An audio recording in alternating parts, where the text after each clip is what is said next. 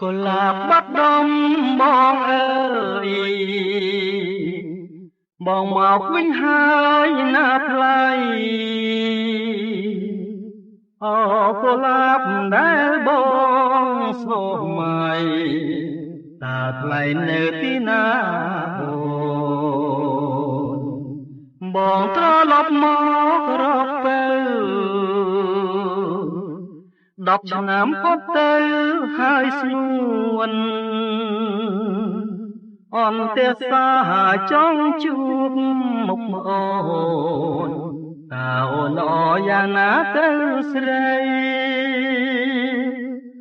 បងឮតែគេប្រាប់ថាស្រស់ជីវ៉ាអូនអនបីអូនល្អជាផ្កាចំបីសៀមរាបទៀតថ្លៃតាមមែនឬទេបើសិនរៀមមានវាសនាបានជួបមុំ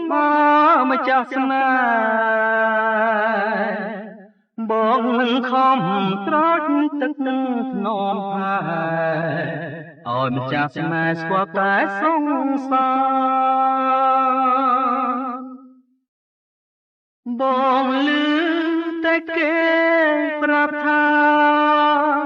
ស្រស់ជីវ៉ាអូនអនបី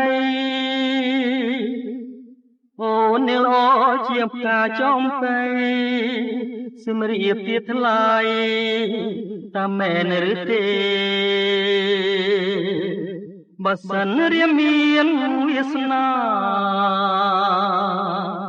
បានជួបបំផាម្ចាស់ស្នេហ៍បងនឹងខំស្រោចទឹកភ្នំថែឲ្យម្ចាស់ស្នេហ៍ស្គាល់តែសង្សារ